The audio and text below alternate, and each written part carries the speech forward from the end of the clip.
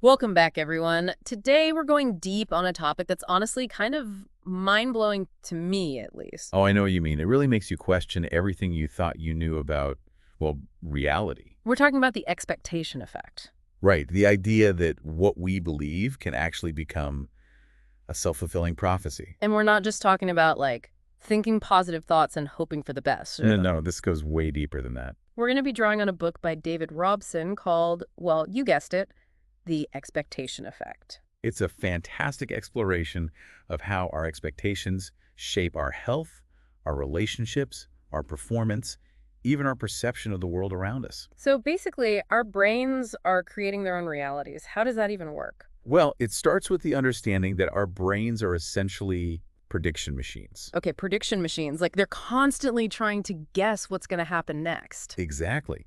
And they do this by drawing on our past experiences, our beliefs, even our unconscious biases. So our brains are like these supercomputers running simulations all the time. You could say that. And these simulations or predictions influence how we interpret everything we encounter. Okay, I think I'm starting to get it, but can you give me an example, like something from real life? Sure. Remember the drone incident at London Gatwick Airport a few years Oh, back? yeah, the one where they shut down the entire airport because of some suspected drone activity. It caused absolute chaos. Exactly. Except, here's the thing. They never actually found any evidence of drones. What? So they shut down the whole airport for nothing? It seems likely that it was a mass hallucination, possibly fueled by anxieties after some recent terrorist attacks. So you're saying thousands of flights were canceled, all because people thought they saw drones? That's the leading theory, and it really highlights how powerful our expectations can be. Okay, that is a little freaky. Makes you wonder what else we might be misinterpreting based on our expectations. Right. Our brains are so good at finding patterns, making sense of the world, that sometimes they see things that aren't really there. Like, how often does this kind of thing happen? Is this something we should be worried about constantly? Well, maybe not constantly worried, but there's a study Robson mentions where researchers showed people random gray dots. Gray dots. Yeah, just random dots on a screen. And you know what? 34% of the participants actually saw faces in those dots. Hallucinated faces. That's wild. That's pretty amazing, right? Our brains are so determined to make meaning that they can even create it out of thin air. Okay, so our brains are making these predictions, sometimes even seeing things that aren't there, but how does that actually affect us in everyday life? Well, think about it. If your brain is always anticipating what's going to happen next, it's going to filter information and shape your perceptions accordingly. So our brains are basically editing reality before we even experience it. In a way, yes. Robson has this incredible story in the book about a young woman. He calls her Sarah. Okay, what about Sarah? Sarah went blind. Blind. But was there something wrong with her eyes? That's the thing. There was nothing physically wrong with her eyes. Her blindness was psychosomatic, meaning it originated in her mind. Wow, so she just like convinced herself that she couldn't see. Essentially, yeah. Her brain, for whatever reason, was convinced of this reality, and her body followed suit. But here's the really interesting part. When she learned about a new treatment that might help her regain her sight, her vision actually started to improve before the treatment even began. So just the expectation of healing, the belief that she might be able to see again started to heal her. That's pretty powerful stuff. It really is. It shows just how powerful the mind-body connection can be. So it's not just about these dramatic cases like Sarah's, right? This expectation-driven perception is happening to all of us all the time. Absolutely. Think about social anxiety, for example. Okay, yeah, I think a lot of people can relate to that. Well, research shows that people with social anxiety tend to interpret neutral faces as hostile. So if you're already feeling anxious, it's like everyone just looks a little bit meaner, even if they're not. Exactly. Because their brains are primed to expect rejection, they're kind of seeing the world through this different lens. Wow. We really are all living in our own little worlds, aren't we? Are there any other examples of this, like in our senses? Oh, absolutely. Our sense of taste, for example. Studies have shown that just seeing a brand name can actually change how we experience a product, even if the products themselves are identical. You mean like if I think I'm drinking expensive wine, it'll actually taste better? There's a good chance of that, yeah. Dear. Our expectations can influence how we taste, see, hear, feel things. There was even a study with cadets in a flight simulator, and when they were told their vision should be enhanced as pilots, Enhanced? How? they were told it was just part of the training, that their vision would improve, and then they were tested on their ability to read small text. They Mm. could suddenly read smaller text than they could before, Just because they believe their vision was enhanced. just because they believed it. Okay, so it's like our brains are these filters on reality, changing how we experience everything based on what we expect. So where does this all lead us? Well, this brings us to a fascinating and somewhat unsettling realm of the expectation effect, the placebo and nocebo effects. Placebo effect I've heard of, but what's a nocebo? Is that like the opposite of a placebo? You could say that, yeah. It's essentially when our negative expectations make us ill. And trust me, both the placebo and the nocebo are a lot more powerful than you might think. Okay, this is getting pretty deep and a bit unsettling, to be honest. But let's start with the placebo effect, because I think most people have at least heard of that, right? Is it really more than just like sugar pills and wishful thinking? It's so much more than that. Placebos aren't about fooling ourselves. It's about this incredible power of the mind-body connection. So how does that work? Like, does our brain actually convince our body that a fake treatment is real? It's not quite that straightforward, no. It's about expectations, yeah, but also about conditioning, neurotransmitters, all these complex interactions we're only beginning to understand. There's a story in the book about a doctor, Henry Beecher, during World War II. World War II. Yeah, Beecher was treating soldiers, horrific battlefield injuries, and he noticed this really strange thing. What was that? Many of these soldiers, even with really serious wounds, they were reporting very little pain. Some of them even refused morphine. Seriously, they were severely injured and just didn't need painkillers. How is that even possible? Beecher realized that the relief of survival, just having made it through this incredibly traumatic experience, it created a kind of euphoria, almost like a natural painkiller. Their brains were so focused on survival that the pain signals were kind of muted. That's incredible. So our minds can create their own pain relief, just like that. Absolutely. But the thing is, the expectation effect, it's a double-edged sword. It's not all positive. Hmm. And that's where the nocebo effect comes in. Right, the nocebo, the opposite of the placebo. Wow. So are you saying that if I'm convinced I'm going to get sick, I'm actually more likely to get sick? It can be that simple sometimes, yeah. But it can also manifest in more subtle ways. Like if you're really worried about the side effects of a medication. Oh yeah, those long lists of potential side effects they always give you? Right. Well, your anxiety about those side effects can actually make them worse, even if they're rare or mild in most people. So just worrying about a side effect can make it more likely to happen. That's kind of messed up. It is. And it's not just about subjective symptoms either. There's research linking anxiety about illness to an increased risk of heart disease. Wait, so my fear of getting sick could actually make me physically sick? It's not quite that simple, but chronic stress, fear, anxiety, those things can take a toll on our bodies.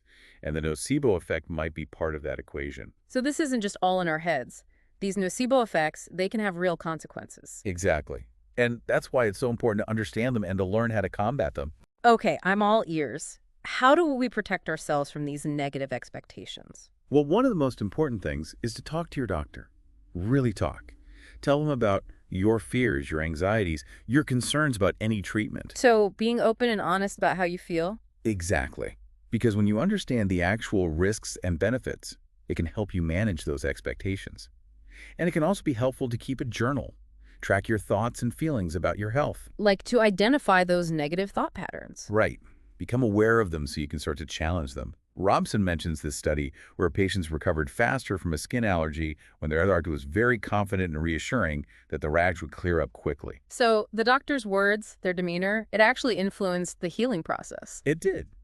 Which brings up another fascinating question. Can we catch other people's expectations? Can someone else's negativity make me sick? I've definitely felt that. Like, if you're around someone who's really stressed out, it kind of rubs off on you. It's not quite as simple as catching a cold, but our brains are wired to mirror each other. Mirror each other? What do you mean? We have these things called mirror neurons. They fire when we see someone else doing something or feeling something, almost as if we were doing it ourselves. Oh, yeah, I've heard about mirror neurons. Like, if I see someone yawn, my brain is actually mimicking that yawn. That's right. It happens unconsciously, automatically. It's one of the ways we build empathy and social connections. Studies have even shown that when you see someone smile, your own cheek muscles actually twitch a little bit in response. Okay, that's a little creepy, but also kind of cool. But if we're so in tune with other people, does that mean we're also more susceptible to their negative expectations? It's definitely possible. And this leads us to something called mass psychogenic illness, where shared beliefs can create widespread symptoms, even if there's no underlying physical cause. Like everyone starts feeling sick because they believe they should be sick. It's a complex phenomenon, but Mm. that's the basic idea. Think about the Havana syndrome. Oh, yeah, the diplomats who reported all those strange symptoms. Right. They experience headaches, dizziness, hearing loss, all sorts of things. And some researchers believe that mass psychogenic illness might be a contributing factor. So the stress of the situation, maybe some initial reports of strange sounds or sensations, it kind of spiraled out of control through this social contagion. Exactly. And this is where media coverage can play a role. You mean like those news stories that focus on the negative side effects of medications? That's a good example. Robson talks about statins, the cholesterol-lowering drugs. Hmm. There was all this media attention on muscle pain as a potential side effect, and it led to a huge increase in reported symptoms. Even though the actual incidence of muscle pain was pretty low. Right. Placebo-controlled trials showed there was very little difference in side effects between the actual drug and a sugar pill. So it's like this self-fulfilling prophecy. You hear about a possible side effect, you start looking for it, and suddenly you experience it. That's the power of the nocebo effect. Our brains, they're prediction machines, and when they're primed with negative expectations, they can create very real symptoms. So how do we navigate this? With all this information coming at us, how do we protect ourselves from these negative expectation effects? It's about being critical consumers of information. Look for balanced reporting. Try to understand the science behind these effects.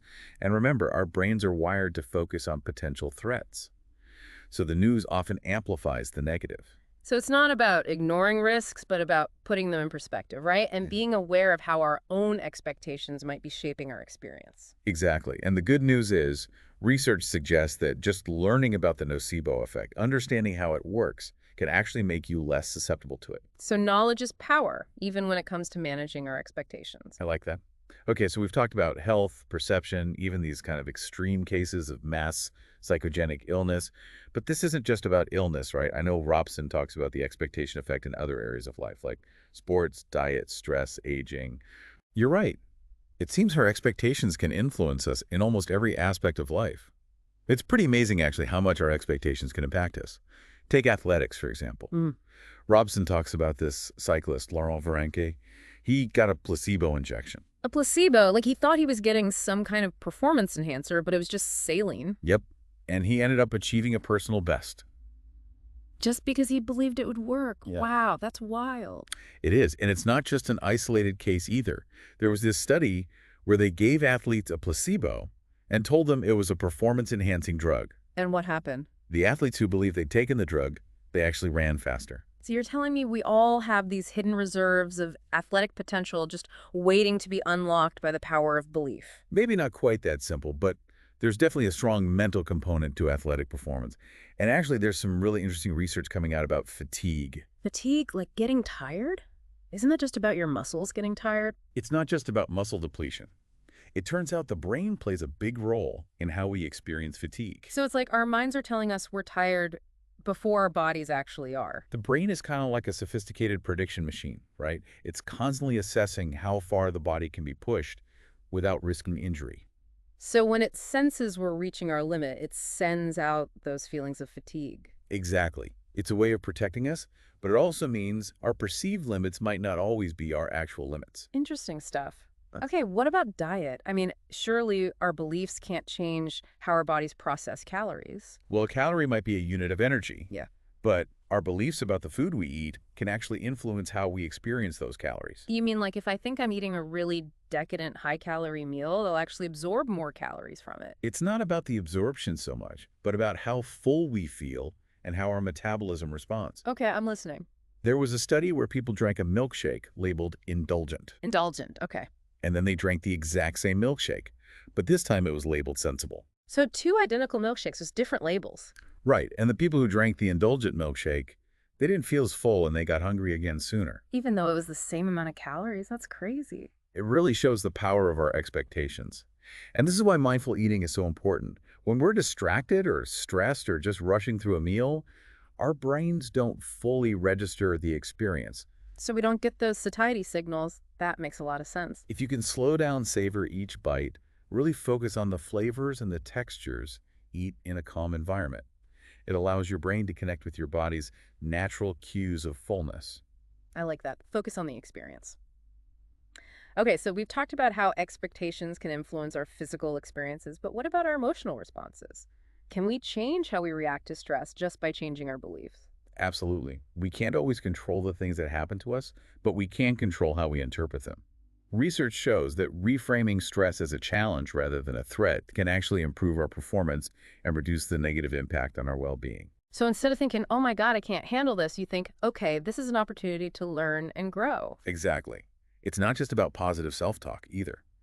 Studies have shown that this kind of reappraisal can change your physiological response to stress. So it's not just faking it till you make it. Your body actually responds differently. Right. Your heart rate, your Yeah. blood pressure, the hormones that get released, it all changes based on how you perceive the situation. It's amazing how powerful our minds can be.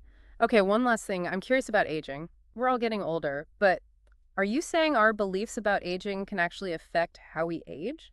There's a growing body of evidence that suggests they can factor in. Robson tells this great story about Patty Jones. Patty Jones. She's a dancer who took up salsa in her late 70s, and she's still performing today in her 80s. Wow, that's incredible. She's like the ultimate example of defying ageist stereotypes. Exactly. And it's not just about individual stories either. There was this study that found that people with positive beliefs about aging were actually less likely to develop dementia, even if they had a genetic predisposition. So our expectations can literally impact our longevity and cognitive health. It seems that way. And that's really what this whole deep dive has been about. The power of our expectations. They can shape our health, our performance, our perceptions, even how we experience the world around us. It's been a fascinating journey. It makes you realize that we have so much more control over our lives than we often think. We do. And the more we understand about the expectation effects, the more we can harness that power to create positive change. Absolutely. Well, I think that's a great place to leave it. This has been another mind-blowing deep dive, and I hope it's given you a lot to think about. Until next time, keep exploring, keep questioning, and most importantly, keep believing in the power of your own mind.